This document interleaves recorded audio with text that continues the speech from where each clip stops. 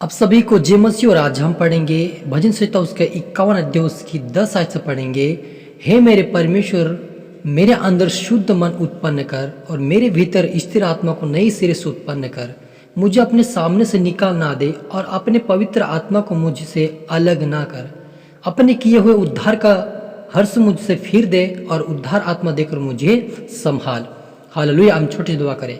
धन्यवाद प्रभु यीशु पवित्र आत्मा पिता परमेश्वर खुदावन, इस वचन के द्वारा पिता हम हर एक से बातें कर मेरे खुदा, जितने देखने वाले सुनो वे आशीष पाए तेरे स्वर्ग के राज्य के लिए बने मेरे पिता। और हर एक व्यक्ति पिता तेरी आत्मा तेरी मस्सा से भरपूर होने पाए मेरे पिता। और अपना पुत्र आत्मा स्वतः मेरी मुख से होकर बोले मेरे पिता। वचन के द्वारा हम हर एक से बातें कर मेरे खुदावन वो पिता सबको तेरा आत्मा प्रार्थना भाई यीशु के नाम से मांगता आमीन। तो मेरे अजीजों, यहाँ पर दाऊद राजा कहता कि हे परमेश्वर, मुझे मेरे मन में अंदर एक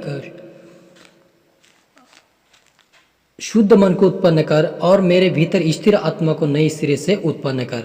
हालेलुया। और कहता है कि मुझे अपने सामने से निकाल ना दे और अपने पवित्र आत्मा को मुझसे अलग ना कर। तब मैं अपराधियों को तेरा मार्ग सिखाऊंगा और पापियों की तरह और तेरी ओर फिरेंगे। हालेलुया। दाऊद कहता कि हे मेरे परमेश्वर, जो तूने आत्मा दिया है वह आत्मा मुझ में बना रहे और मैं तेरी ओर फिरा रहूं, और तू जो उद्धार आत्मा दिया वो मुझे संभाले। और जब यह आत्मा मेरे जीवन में काम करेगा तो मैं जो अपराधी लोग हैं उनको भी तेरा मार्ग सिखाऊंगा और उनको पापों से तेरी ओर फिराऊंगा। हालेलुया। मेरे अजीजों, जब तक हमारे जीवन में परमेश्वर का आत्मा नहीं आएगा तब तक हम परमेश्वर की गुड़ बातों को नहीं जान पाएंगे। परमेश्वर हमारे अंदर आत्मा को जब भेजता तब हम जो बातें परमेश्वर का जो वचन, जो कठिनाई का वचन जो हम समझ नहीं पाते उसे समझ पाते और उसके मार्ग पे चल पाते। जब अब खुद हम वचनों के निमित्त चलेंगे तभी हम दूसरों को सिखा पाएंगे। इसलिए परमेश्वर का आत्मा हमारे लिए बहुत ही जरूरी है। मेरे अजीजों, आप और मुझे परमेश्वर की आत्मा को मांगने की जरूरत। प्रभु के हमें आत्मा दे ताकि हम आगे बढ़ सके, क्योंकि आत्मा बिना हम कुछ भी नहीं सिखा सकते। जो आत्मा हमारे जीवन में आएगा और हमें सिखाएगा वही हमारे परमेश्वर का काम पूरा करने पाएगा। हालेलुया। हे मेरे परमेश्वर, मेरे उद्धार करता परमेश्वर, मुझे हत्या के अपराध से छुड़ा ले, तब मैं तेरे धर्म का जय जयकार करने पाऊंगा। हे मेरे प्रभु, मेरा मुंह खोल दे तब मैं तेरा गुणवाद कर सकूंगा, क्योंकि तू मेल बलि से प्रसन्न नहीं होता, नहीं तो मैं देता। होम बलि से भी तू प्रसन्न नहीं होता, तब भी तो मैं तुम्हें देता। टूटा मन परमेश्वर के योग्य बलिदान है। हे परमेश्वर, तू टूटे और पीसे हुए मन को तुच्छ नहीं जानता। हालेलुया। यहाँ पर दाऊद राजा कहता कि यहोवा परमेश्वर तो मेरा उद्धार करता परमेश्वर, तू मुझे हत्या और अपराधों से छुड़ा ले और मुझ पर दया कर, तो मैं तेरे धर्म का जय जयकार करने पाऊंगा कहता है। और वह कहता कि मेरे मुंह को खोल दे तब मैं तेरा गुणवाद कर सकूंगा।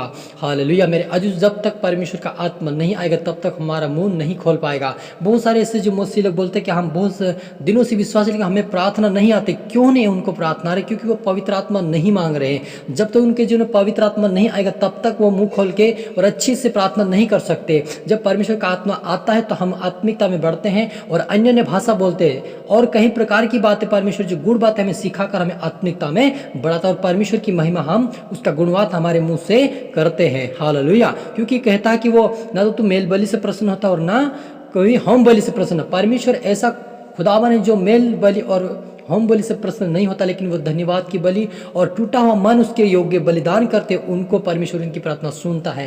यदि आपके जो निराशपन है, दुख, तकलीफ है और आप निराश होकर परमेश्वर के सामने जाएंगे और उसके साथ पश्चाताप कर अंगीकार करके प्रार्थना करेंगे तो आपका टूटा हुआ मन देकर आपके मन को भर देगा। वो आपको परमेश्वर उद्धार देगा, आपको अनंत जीवन देगा, आपके मन में से उदासपन को दूर करके एक आनंद भर देगा। आपके जीवन को टूटे हुए मन को परमेश्वर फिर से आपको एक अनंत भर कर आपको परमेश्वर आशीषित करेगा, क्योंकि परमेश्वर का टूटा हुआ मन उसके योग्य बलिदान है। क्योंकि हम जब देखते हैं कि यीशु मसीह के मंदिर में, यीशु मसीह के समय में दो व्यक्ति थे जो प्रार्थना के लिए गए मंदिर में और वे प्रार्थना कर, जो पापी व्यक्ति था वो व्यक्ति एकदम पश्चाताप की प्रार्थना करता है कि प्रभु मैंने पाप किया है, मुझे क्षमा कर दे, मैंने बहुत गलती किया। लेकिन जो धर्मी व्यक्ति था जिसके अंदर पाप ने, वो कहता कि मैं इस पापे के समान नहीं हूँ। तो मेरे अजीज, जो कोई माफ़ी मांगता, परमेश्वर से प्रार्थना करता है, उसे परमेश्वर माफ़ करता है, उसको आत्मा से भरपूर करता है, उसको टूटे हुए मन को परमेश्वर जोड़ देता है और उसको हियाव ताकत बल देकर उसको जयवंत करने वाला परमेश्वर। हालेलुया। तो हम प्रार्थना करें। धन्यवाद सुना कि परमेश्वर पिता, हाँ मेरे प्रभु जी, हम हरी को पिता तेरी आत्मा तेरी मस्सा से भर पिता, हमारे मुंह को खोल पिता कि हम तेरा गुण अनुवाद कर सके, हम तेरा धन्यवाद कर सके, हमारे मन को शुद्ध करता है, हमारे अंदर अच्छे अच्छे विचार आए प्रभु, और हम तेरी महिमा तेरी आराधना के विचार हमारे अंदर, तेरा वचनों का विचार आए, ताकि मैं पवित्रता में प्रार्थना में मजबूत हो सके मेरे पिता, और हर एक व्यक्ति तेरे स्वर्ग राज्य के लिए बने। आपने कहा कि टूटे मन पीसो मन को मैं, ओ पिता परमेश्वर कहता है कि उनको मैं देखता हूँ, उनको जानता हूँ, उनकी मैं मदद करता हूँ पिता। सच मेरे पिता, हमारे टूटा मन को तू ही पिता जानता है, हमारे मन को तू पिता हौसला दे, हमें ताकत दे, हमें बल दे पिता, हमें टूटे हुए मन को पिता हमें हिम्मत है खुदावन, ताकि मजबूत होकर तेरे राज्य के लिए बने मेरे पिता। हरि को तेरा आत्मा सौंपते खुदावन, आपने अपने आत्मा सौंपते हुए ये प्रार्थना यीशु के नाम से मांगते, आमेन।